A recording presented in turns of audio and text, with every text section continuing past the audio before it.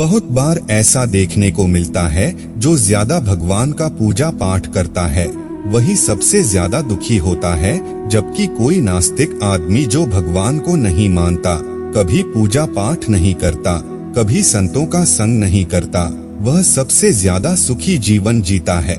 यह सब चीजें देखकर कभी कभी तो ऐसा लगता है कि भगवान ही गलत है, भगवान का न्याय ही गलत है। यह कोई कहानी नहीं है, ऐसा हर किसी के साथ होता है। दोस्तों, आज के इस वीडियो में हम आप लोगों को इसके पीछे के कारण के बारे में बताने वाले हैं। भगवान श्री कृष्ण ने स्वयं इसका उत्तर दिया है। आखिरी ज्यादा पूजा पाठ करने वाले लोग दुखी और परेशान क्यों रहते हैं? इसका उत्तर भगवान श्री कृष्ण ने श्रीमद्भागवत गीता के माध्यम से बड़ी स्पष्टता के साथ बताया है। तो चलिए फिर शुरुआत करते हैं। नमस्कार दोस्तों, अगर आप भी भगवान श्री कृष्ण के भक्त हैं तो कमेंट में जय श्री कृष्णा जरूर लिखें। तो चलिए शुरू करते हैं आज की प्रस्तुति।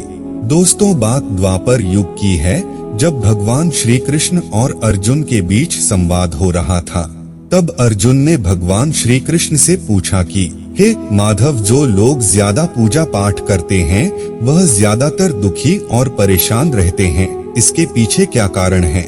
जबकि जो लोग भगवान का नाम भी नहीं लेते, भगवान का स्मरण बिल्कुल भी नहीं करते और हमेशा गलत कार्य में लिप्त रहते हैं, उन लोगों को मैं सुखी देखता हूँ। इसके पीछे का रहस्य मुझे समझाने का प्रयास करें। तब भगवान श्री कृष्ण ने एक छोटी सी कहानी के माध्यम से अर्जुन को इसका उत्तर दिया। आइए जानते हैं उस छोटी सी कहानी के बारे में। दोस्तों, एक गुरु के दो शिष्य थे। दोनों ही पढ़े लिखे विद्वान थे। दोनों में फर्क सिर्फ इतना था कि एक भगवान को मानने वाला था और दूसरा भगवान को न मानने वाला नास्तिक था।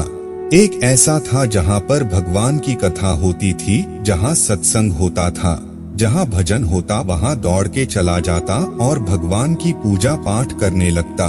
दूसरा शिष्य इन सब चीजों से काफी दूर था। वह शराब पान भी करता था, वेश्याओं के साथ गमन करता था। सारी बुरी आदतें दूसरे शिष्य में थी। एक दिन क्या हुआ, एक शिष्य शराब पीकर अनाप शनाप बोलते हुए रास्ते में पैदल चलते हुए अपने घर को जा रहा था। अचानक उसको रास्ते में पैसों से भरा एक बैग मिल जाता है। उसकी खुशी का ठिकाना नहीं रहता। वह जोर जोर से चिल्लाते हुए सबको बताता है, मुझे आज पैसों से भरी बैग की थैली मिल गई, मेरा जीवन सफल हो गया। इन पैसों से अपने जीवन की आवश्यकताओं की पूर्ति करूंगा। वहीं दूसरा मित्र मंदिर से भजन करते हुए अपने घर को जा रहा था। अचानक उसकी पैर में एक बड़ी कांटे चुभ जाती है, रक्त निकलने लगता है। ठीक उसी समय दूसरा शिष्य भी वहीं पहुंचता है और हंसते हुए उसको बोलने लगता है, क्यों तुम ही हो ना जो सबसे ज्यादा पूजा पाठ करते हो, भगवान का भजन करते हो, क्या दिया तुम्हारे भगवान ने तुम्हें? मुझे देखो, मैं कभी मंदिर नहीं गया और ना ही मैंने कोई भी काम अच्छा किया। मेरे घर में भगवान का मंदिर भी नहीं है। मैंने कभी अपने घर में सत्यनारायण का कथा नहीं कराया, भगवान के सामने कभी माथा नहीं टेका। फिर भी मैं कितना संपन्न हूँ, अमीर हूँ, मेरे पास पैसों की कोई कमी नहीं है। सबसे ज्यादा सुखी जीवन मैं ही जी रहा हूँ। अच्छे शिष्य को उसकी बात चुभने लगी। उसने मन ही मन विचार किया, हाँ यह तो सच बोल रहा है, मैं कितना पूजा करता हूँ और वह कुछ नहीं करता, फिर भी कितना सुखी है।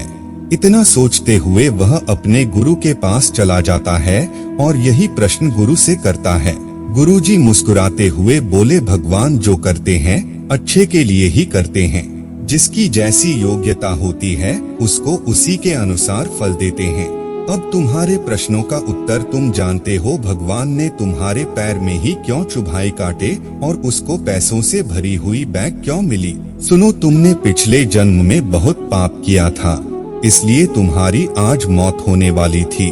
तुम बच गए क्योंकि तुम मंदिर गए थे, तुमने भगवान की पूजा की थी। यही एक कारण है कि तुम्हारी मौत न होकर सिर्फ एक ही कांट चुभा।